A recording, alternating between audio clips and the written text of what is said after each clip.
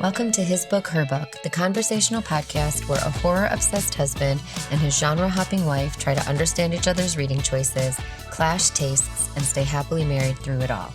Together, we'll dive into stories from opposite ends of the bookshelf, laughing, debating, recommending, and occasionally roasting each other's picks. Because in this relationship, there's one guarantee. The only thing scarier than his novels is my TBR shelf. This is His Book, Her Book, hosted by German and Jacqui. Sit back, grab a snack, and enjoy the literary chaos.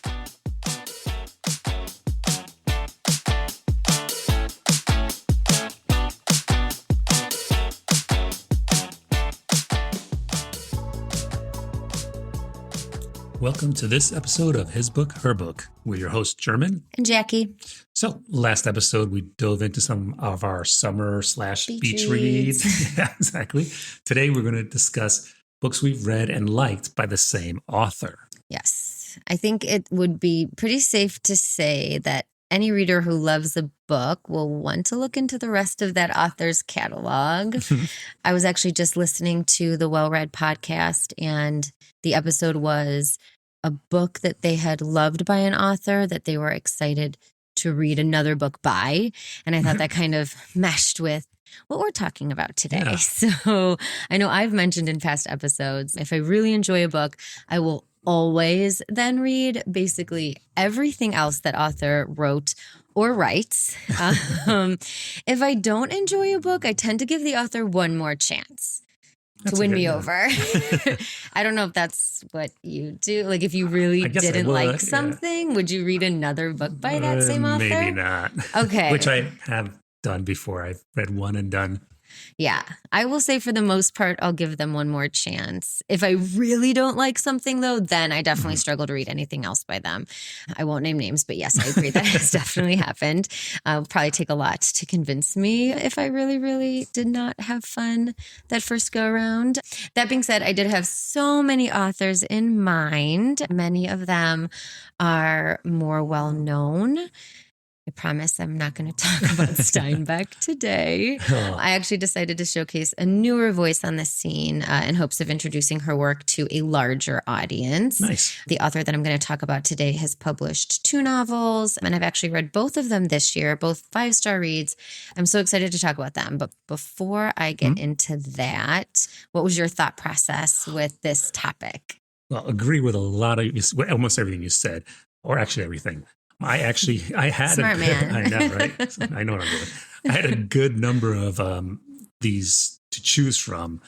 Phil Fracassi, I read quite a few of his. Grady Hendrix, 3 or 4 of his. Nick Cutter, Clive Barker, got a lot of it. Yeah, so good. And Paul Tremblay, of course, Love which him. I think I've read almost, maybe one I haven't read. His Survivor newest. Song. Oh, okay. And the newest one that's coming out too. But today, I'm going to start with Chuck Wendig. Okay. And my first book is The Book of Accidents, published in 2021. Synopsis? Yes, please. All right. After his abusive father dies, I've been reading a lot of books about abusive dads. I don't know. Okay, sorry. Start over. After his abusive father dies, former Philadelphia cop Nate Graves inherits the isolated Pennsylvania house he grew up in. Hoping for a fresh start, he moves back into the house with his artist wife, Maddie, and their 15-year-old son, Oliver, a boy so empathetic he physically feels other people's pain. The rural quiet is supposed to help Oliver. It doesn't. Poor Ollie. Yeah, for real. Poor Ollie. So Chuck Wendig is an American author as well as a screenwriter, and he writes comic books too. I've read and liked 3 of his novels, I believe. Yeah, 3. If there's one thing I could say about what I've read from him is that when you pick up one of his books, you're in for a ride. Also, he likes to use his home state of Pennsylvania as the background to his novels, including this first one. So, by now, most of our listeners know that I'm a big fan of horror, and and within horror, the coming of age story. Take a drink. Okay, take a drink. I'm coming of age. I said it, but I'm also a fan of the family versus whatever the terror or adversary or whatever that may be story. I like that. And Wendig does it here, and actually does it with a bit in the next novel I'm talking about too. But we're going to stick with Book of Accidents for now, and the Graves family. It's just the 3 of them, mom, dad, and son, and they're moving out of the city for a fresh start. That's a situation a lot of us can relate to. I can personally. Yeah. Yep. My dad moved us all out of state when I was around 17, and I was not happy then, as I was leaving all my friends that I'd grown up with. But when I look back at it now, I understand that he was doing what he thought was best for us. And that familiarity really helped pull me into this story because it kind of coincides. Mm-hmm. And the family, they're so likable, cared about each of them and what was going to happen to them and if they were going to be okay. Because let me tell you, so much happens to them. So much happens in this book, period. Each of them gets put through a ringer throughout the book. I remember it was nerve-wracking when I was reading it, thinking, how is Nate? How is Maddie? How is Oliver going to get out of this? A quick aside about Oliver, or Ollie, as he's referred to a lot in the book. He's such a gentle kid, and he's so empathetic that, like Jackie said, he actually feels literally other people's pain. The poor kid is bullied, of course, and he's lonely, and he's in this new town, which unfortunately is what leads him to befriend one of our antagonists, Jake. Now, Jake has a lot in common with Ollie, but not in the way you think. You're going to have to read about it. When I think of themes in this book, first is love and empathy as a weapon for good. A little overt, maybe. I mean, one of the main characters can literally feel other people's pain, but it works. Part of each of our protagonists' story involves being able to possibly make it through their climactic situation because of love or empathy.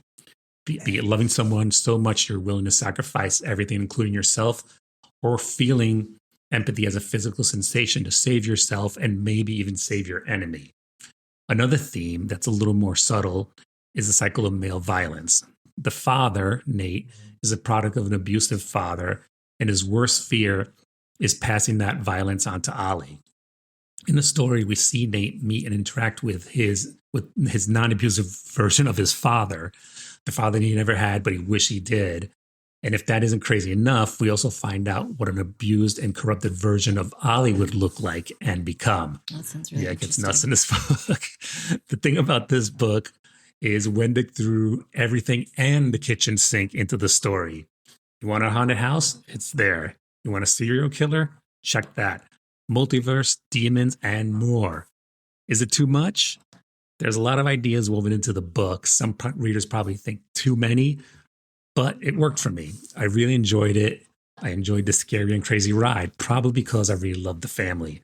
That was the one sticking point for me. All right, who would I recommend this to? Mm-hmm. Readers who enjoy a crazy ride in their reading, and readers who like scary and fantastical stories of a family versus whatever may come at them. Okay, so as far as horror level goes, mm-hmm. What are we talking? You mean like a 1 to 10 or something? Well, like how horror obsessed would someone need to be to enjoy this book? AKA, are you going to recommend this book to me? I know we own this book. I was just redoing our bookshelves last weekend. Nice hardcover version of it too. No, I don't. I mean, there's definitely horror, a lot of horror in it, a lot of scary moments in it. And everybody should check trigger warnings. Yeah, trigger warnings before you read. I'll check the trigger warnings. This one sounds super good, so I feel like I want to read it. It's really, it's crazy. Like I said, he throws everything but the kitchen sink into it. But it's a great story, and you're really rooting for the family all the way to the end. So yeah, I would recommend it. An entry into horror-ish. Yeah. Okay. Yeah. All right. That sounds doable for me. Mm-hmm. I also wanted to see, I knew it was a chunkier book. It is. We have it. And I looked it up. It's 530 pages. It does sound like a story that requires more pages. So. Yeah. Yeah. Because there's so much. And he really, rather than just kind of breezing past it, he kind of gets into everything that he throws in there, he gets into. Yeah. Yeah. I love bigger books, All right. So that doesn't bother me. Again, that was Book of Accidents by Chuck Wendig. Nice. And Jackie, who's your author? My author is Chloe Michelle Howarth. She is an Irish novelist. And if you know me, you know I'm obsessed with Irish authors. Oh, I know. So it was so thrilling for me to discover her work. Here are the bits of information I gathered from the internet. She grew up in rural Cork County in Ireland. It's like the southwestern tip of the country. She later moved to Dublin for college and currently resides in Brighton, England. As I mentioned, she's published 2 books that I'll be discussing today, and her 3rd novel, which is called Aftertaste, is set to be published in June 2027. Very nice. So the first book I'm going to talk about is Sunburn, and this was published in 2023. German, you want to read the synopsis? I do. All right. A heat-struck summer in rural 1990s Ireland becomes a turning point for Lucy Nolan, who feels increasingly out of step with her small community. When her friendship with the magnetic Susan O'Shea deepens into a secret romance, Lucy is forced to navigate desire, fear, and pressure to conform, torn between the life her town expects and the future she longs for. Lucy must decide what she is willing to risk to live truthfully. I didn't want to cut you off, but it's Susanna. Oh, Susanna, the I'm other sorry. character. That's okay. This book is so beautiful. It's a perfect balance of tension, longing, and like this slow emotional unraveling. I felt so much nostalgia for my youth while reading this. Howarth was able to pluck me out of middle age and drop me right back into my teenage brain, filled with all the messy and complicated, deep emotions that truly only exist during those formative years, I think. So as the synopsis suggests, German, I'm tapping into your trope zone here. Okay. This is a coming of age tale. Wow. The novel is narrated through Lucy's perspective, and we immediately become connected to her inner world of thoughts and feelings. I love the overall mood of this book. There's this warm, hazy, almost slow motion summer feeling. It's so immersive and slightly disorienting. You're experiencing the heat and stillness and the way time kind of stretches on long summer days. And what's so effective is that the atmosphere mirrors what's happening emotionally. Everything feels soft and dreamy at first, but there's this quiet tension underneath. And I love how gradually everything deepens. Nothing is sudden. Emotions sort of creep in, attachments form quietly, and unease builds almost unnoticed. It feels very true to life in that way. The book just does such a lovely job showing those in-between emotional spaces. It's imbalance and misread intentions and wanting more than what you're given. I love how Howarth just captures that confusion so perfectly. Something that really stayed with me was how the story feels almost reflective. Like you're looking back on a time that shaped you, like that bittersweet feeling of realizing things too late. Just so much emotional layering. Sunburn flawlessly captures that specific fleeting experience of being on the edge of becoming yourself, that fragile, intense period where you're still figuring out who you are and how easily another person can shape that process. So again, just very reflective, maybe just in my own experiences as a teenage girl. Of course, I have to mention some of the themes I picked up in this book. First, I would say desire and self-awareness. This is done in an incredibly nuanced and very relatable way. Power and vulnerability. Sunburn explores the unspoken power dynamics in relationships, how it happens when emotional investment isn't equal. Of course, the coming of age theme, I would say more specifically in an emotional sense. Lucy is learning about herself in a way that is messy but very authentic. And lastly, there's this strong sense of disparity between self-preservation and identity, which I believe are the 2 instincts Lucy is really battling to reconcile through the entire novel. The overall vibe of this book just hits for me: the quiet intensity, emotional precision, the summer fever dream aspect, all written with such fresh and compelling prose.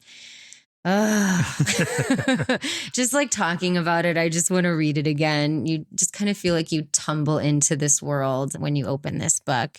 All right, who would I recommend this book for?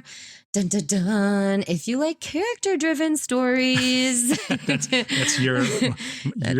my coming of age is your character. Yeah. Also, if you like coming-of-age novels, stories about relationship, identity, emotional growth. Yeah. And just really beautiful Sounds really interesting, writing. yeah. Yeah, she's amazing. And one thing you said, which like struck me, is when you said when you're at the age when you're emotionally becoming yourself or whatever, the cusp and of then somebody come in and kind of alters that in it. a sense. Because there's like, I mean, horror side, yes, but like Ali meets this kid, Jake. And right, you know, Ali's like a teenager and he's coming at that thing and it's, you know, shapes him. And even like back from, what was last week's summer reads? The Whalefall? Not Whalefall. Oh, geez, I can't. Anyway, there's so many of these books where that happens. Oh, no, sorry. December Park. Okay. Yeah, which I haven't spoken about yet, but there's something there too. But that's fun when talking about one book leads you to another. Yeah, when you said that, I started thinking, it's like, oh yeah, a lot of the coming of age is that they insert like a new character that leads the main character in one direction or the other. Okay, well, that was Sunburn, my version of a coming of age story, and German. Which Chuck Wendig book are you going to talk about next? All right, next Wendig book is Black River Orchard, which was published in 2023. And synopsis? Yes. Struggling fruit grower Dan Paxson has finally coaxed apples from 7 strange trees with skin so red it's nearly black. His daughter Kala named them Ruby Slipper. It's a sensation at the farmer's market, but more than just delicious. Eat one and you'll feel stronger, younger, sharper, more yourself. Then you'll want another and another and another. And another and another. You kind of get the idea Sounds there a little bit.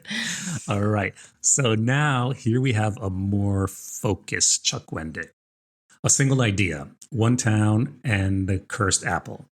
Of course, it's not that simple as we have quite a few characters and subplots. But again, what pulled me in is the family story. A bit different here as it's not the tight-knit us versus them thing. Here it's the Paxsons, father Dan and his 17-year-old daughter Kala.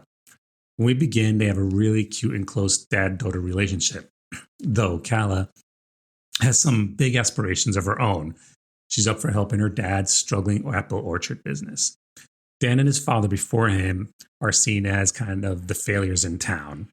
And Dan's biggest ambition, better yet his deep-seated desire, is to change all that. Wouldn't you know it, one day his trees finally bear fruit and his Ruby Slipper apple becomes the town must-have. In kind of in the mid to late 90s Beanie Baby kind of way. I remember those days. Everybody wants one and another and another. Anyone who eats this apple gets healthier, doesn't need their glasses anymore, feels and looks younger. All sounds great, but we find out it also brings out whatever is the worst in the person and amplifies it tenfold. And worse than that, people will do anything to have more of these apples. I want one. No, not when you read this book, you won't.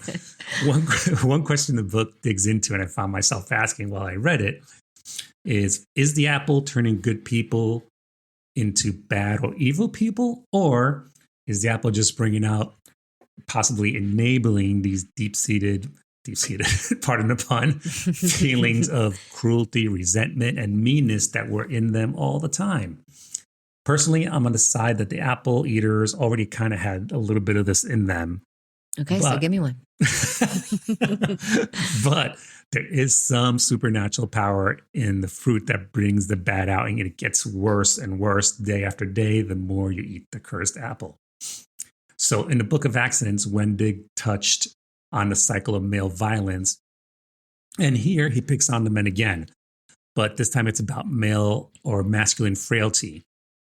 He ties that into Dan's story, the father, as he's desperate to prove to everyone and maybe even to himself that he's not the never was nobody that his father was. Dan has been and is still failing in his inability to get his orchard to grow. He sees himself going down the same path as dad did. Now, in his daughter, Kala's eyes, he's a good dad. She's not seeing him the same way he sees himself. Dan comes to find that the apple, the Ruby Slipper, is his cure-all, helping his business, his health, and his confidence, and his self-perception, healing his masculine frailty wound that he's been carrying around. Not in a good way, unfortunately. Now, one last thing I wanted to say about this book is Wendig, maybe a little too on the nose for our times, maybe not, really hits on the neighbors turning on neighbors, friends turning on friends, and just people and communities becoming enemies within, all because of this guy and this apple he exclusively sells. And there's the haves. They eat or have eaten the apple and will follow blindly just to get it. And the have-nots who haven't eaten the apple and won't because they see what's happening to the haves, to their friends, their neighbors, their family. From what I read online about his views, it was very intentional in the book. He really meant to do this and kind of saying something. I don't even have to say what he's talking about. Now, who would I recommend this to? Fans of fast-paced horror stories. Though it is over 600 pages, it moves really briskly. And maybe this is for Jackie, character-driven stories. Yeah, this one sounds really good. It is. I think it's even more so than the Book of Accidents in its own way. Like for me, yeah, specifically? For you, yeah. Okay. And also, I love apples. and there's that too. And also fans of small town horror, because this all takes place in that one town in Pennsylvania, unlike the Book of Accidents. So this one's 600 pages. I know the Book of Accidents is also a longer book. Yeah. Are all of his? I don't know if you know. I'm putting you on the spot. Maybe it's a coincidence that they're both long. His another one that I read called The Staircase in the Woods. I think Staircase in the Woods, but I don't remember the page count. Mm-hmm. I do remember. I think it's definitely over 400 though. So it might be his thing. This one sounds really fun. Can I ask a question? And if I'm spoiling something, just don't answer. Does Dan eat a ruby slipper at any point, or is that not something I should know? No, he does. He does eat a ruby slipper. Okay. Does Kala eat a ruby slipper? Kala does not. I'm really interested in this one. So you kind of see like the dynamic forming there. Dad does, daughter doesn't. Okay. Yeah. So that's like one of my favorite things. That's kind of set things in motion. Okay. Very cool. Nice. All right. All right. That was it. Black River Orchard, Chuck Wendig. All right, Jackie, I think we should move to your next book. Yes. My next book, which is the second published book by Chloe Michelle Howarth, is Heap Earth Upon It. And this was published last year, 2025. All right. And I'm going to have you read the synopsis. The synopsis was just pulled straight from Goodreads. That's all right. All right. January 1965, the orphaned O'Leary siblings arrive in the Irish village of Ballycrea. I hope I'm saying that correctly. I don't know. Tight-lipped about their troubled past and desperate for a fresh start. After being met with suspicion from most of the locals, they are thrilled when well-respected neighbors Betty and Bill take them under their wing. But for one of the O'Leary siblings, the new friendship sparks an intense attachment that make the dynamic dangerous for all. This novel was like everything I love in a story. We have gothic atmosphere, troubled pasts and family secrets, very, very unreliable narrators, gaslighting galore, and it's all done with such beauty and thoughtfulness. This book, like Sunburn, is told in the first person, but each chapter is from a different character's perspective, which I really loved. The prologue of this book is so gorgeous, and it sucks you in immediately. And this might be kind of weird, but I thought maybe I would read it. The prologue? The prologue? Sure. It's short. Yeah, let's do it. But it kind of sets the tone. She's pulling the book out. All right, here we go. Often I wake to the sort of scream that permeates soil and rattles the coffins and fossils it passes by. The sort that even the birds and insects understand as pained. A sound so intense it has a texture and a weight. When that screaming comes to me, I wrap myself around it and cling on. There's something soothing about it. It's like having you around. There's something about all this that is easier to sink into than to break free from. The dead weight of grief, the small bliss of my stagnancy, habits I cannot sense the evil in. And yet it hurts to think about you, about what happened. So I leave it in my blind spot and try to move on and pull what comfort I can from your constant screaming. If that doesn't do it, man. Yeah, that was awesome. So good. Okay, so we start this story knowing the siblings are essentially running from something or someone. Mm-hmm. And the pacing of this novel is just Mwah, chef's kiss, perfection. The search for the truth and ultimate unveiling happen in a way that each chapter slowly reveals just enough to make you desperate for the next one. Character development is a driving force in this novel, and the complexity of the relationships between the characters is so nuanced and layered. And I find that is something that Howarth just has completely mastered. To me, overall, the star and focal point of the book is Anna. She's the eldest sister who, I'm not exactly sure, I didn't count specifically, but I believe has the most narration overall. While we're trying to unravel the siblings' past, we are also in real time experiencing this growing infatuation she has for her neighbor, Betty, and the interweaving storylines are equally compelling. Major themes I noticed here were firstly buried trauma. The O'Leary siblings enter the story grieving and damaged, and they collectively refuse to acknowledge or articulate this. The drama binds the siblings together, but at the same time is like tearing them apart. Of course, obsession/manic infatuation is a central motif of the story. I love how Howarth addresses this by both the perspective of the character who is experiencing these feelings, Anna, and the subject of them, Betty. Another layer is added to this theme with the relationship between Betty and the youngest daughter, Peggy. Family loyalty and preservation is a driving force behind all the motivations of the siblings. Their bond is protective, but also suffocating. I love the idea that because of this shared trauma, family essentially becomes both a refuge and a burden. Overall, flawless, 5-star read for me. When I finished it, I immediately wanted to reread it. I immediately found a copy of it and had to purchase it. And I will be rereading it very soon. Who else will love this? I have what I would say like the perfect pitch for this book. It's for anyone drawn to emotionally intense, atmospheric, character-driven fiction. So literally, if someone were to ask me exactly what I want in a book, that just sums it up so perfectly. I'm just sad that I have to wait a whole year for Howarth's next book. Yeah. Something you said about there, and I know it's completely different, about family loyalty in Heap, Earth Upon It. And it made me think Book of Accidents, family loyalty, but it's the mom, dad, and son. It's, super loyal to each other.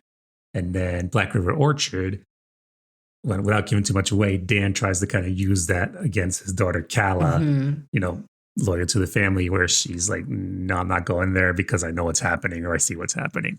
And different, like I said, different. But when you said that, I was like, oh yeah, all the books kind of had a little family loyalty thing. Here we have siblings and where their loyalties lie and why is definitely a big driver of the plot. And you may think you know, but you don't know. So again, that's Heap Earth Upon It, the second book published by Chloe Michelle Howarth. And I don't know if I could say I love one more than the other. They're different, truly both just flawless 5 stars for me. Yeah, it's actually a good point. I don't know if I like Black River Orchard better than Book of Accidents, because when I read Book of Accidents, I was like, oh, that was so good. And for its own reasons. And then Black River Orchard, because I've been waiting for that one for a while.